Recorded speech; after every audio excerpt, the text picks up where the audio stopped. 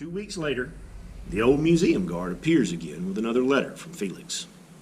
Sophie opens the envelope anxiously and begins to read.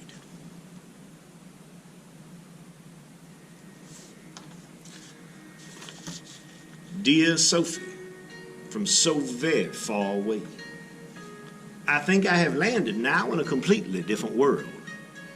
Our wonderful houses here with screens for walls. I've never seen anything like it before.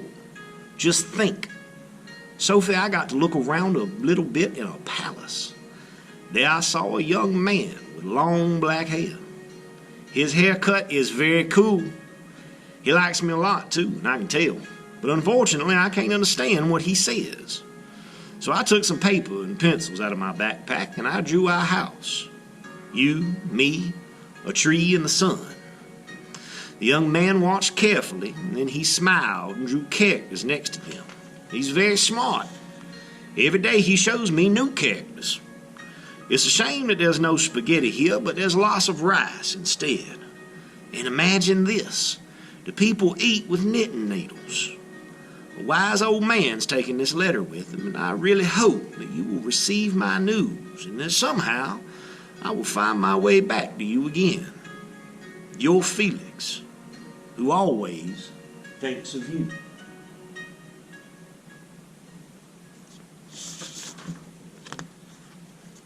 Sophie is absolutely certain that Felix is in Japan. And that's what Aunt Etta, who's come to visit, thinks too. Did you know that Asia is known as the cradle of technology? She asks. Imagine, Sophie, the magnetic compass, the art of printing, and much more were invented there centuries earlier than in Europe. Sophie fishes around in her pocket and proudly pulls out the card with the characters.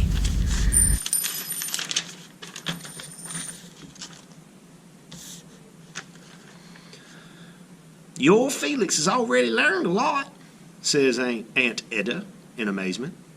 She says there are thousands of characters used for writing in Japan, and each of them has a special meaning. Oh dear, I hope Felix won't learn them all, Sophie mumbles sadly. I'll be a great-grandmother by the time he comes back. That day, Sophie and her family decide to have a Japanese meal, with lots of rice, of course. Aunt Etta and Sophie go shopping together and even find real chopsticks. Then Aunt Etta disappears into the kitchen, and soon it smells delicious. And it tastes delicious, too. Only Dad struggles desperately with his chopsticks and exclaims, "This is too complicated." Lena laughs and then comforts him. "Don't worry, Dad. We won't let you starve." Relieved, Dad sighs.